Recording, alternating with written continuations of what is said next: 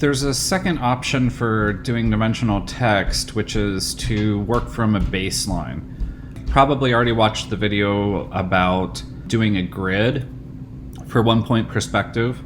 In this video, I'm going to be talking about placement of letters. This is more of a loose way to approach the project. I'm putting a border on the page first.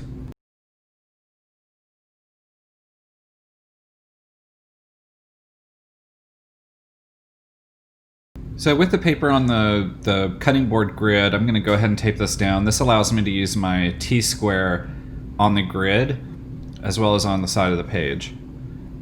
In order to plan this out, I need to have a page that has all the letters of a given font that I'm going to work from. My name is Andrew, so I need to count out. It's got 6 letters. As I place these, that'll be really important as far as getting like a proper sequence that goes across the page. First things first, I need to do a horizon line. Then I will need a vanishing point.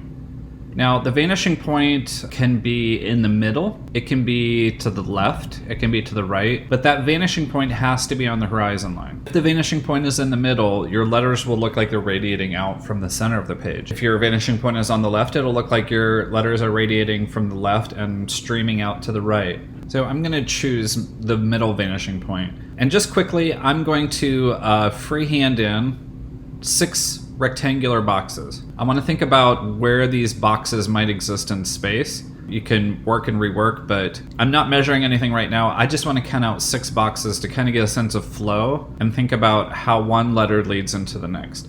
So I'm going with this type of wave motion where it dips down and then goes up towards the middle and then ends lower right.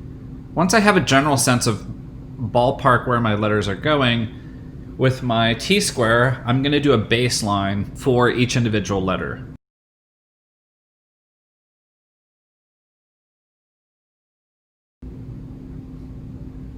So this I want to make sure is very accurate.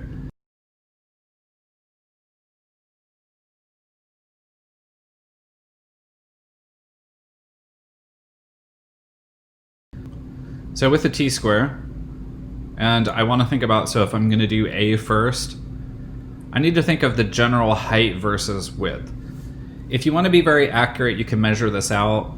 I'm more freehanding it, so I'm going to give an approximate sense of it. So with the T-square against the side, you make your... Here I'm measuring to get a sense of what is the width versus height of these boxes. I'm going to measure approximate same heights.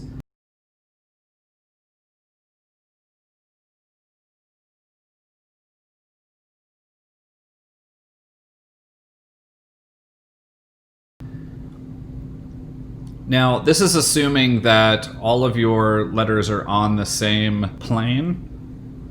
If this second letter, so the N, comes forward, it's going to be a little bit taller than the one that's behind it.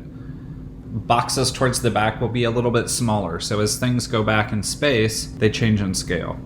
So my N, because it is the lowest baseline on the page, means that it's the closest towards me.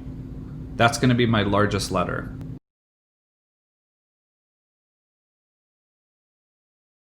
Now my third letter, the D, is going to be a little bit smaller than the A, which is the first letter. Its baseline is higher on the page. It means it's further back in space. So I'm going to reduce this down and make a slightly smaller box for the D.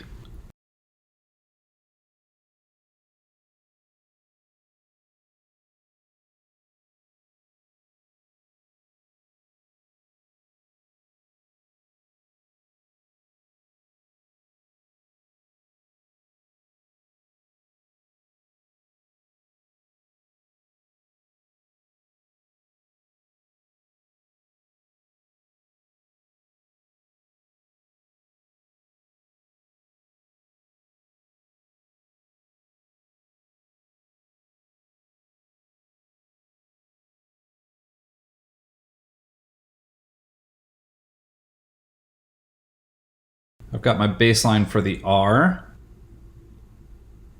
And basically what I'm doing for these horizontals and verticals, I'm just turning the T-square from the side of the page to the top of the page. I'm measuring to make it just a little bit smaller than the D. Again, it's higher on the page, so it's going to be a little bit smaller than the D.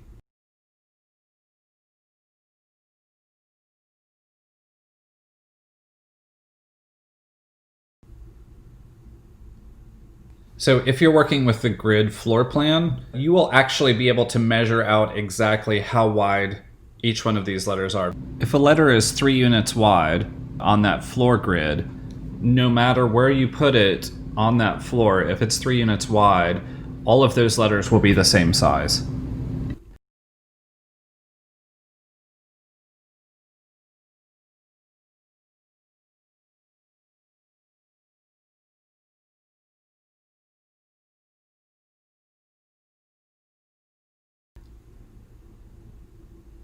The height and width for the W. What I'll get to here in a moment too is not considering, I'm making all of these rectangles somewhat of a similar proportion, height versus width. There's a problem, and I'll show you later whenever I get to the W.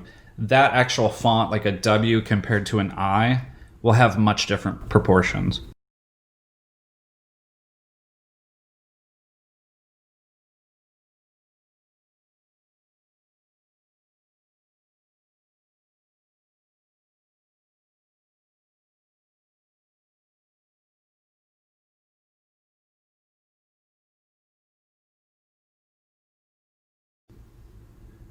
One thing that I kind of made a mistake on with this is that if you look at the spacing for the letters, so my A, N, and D are together, and my R, E, and W are going to be together, so that gap in between groups these three letters together and creates an uncomfortable space. So you might want to think about that at the very beginning.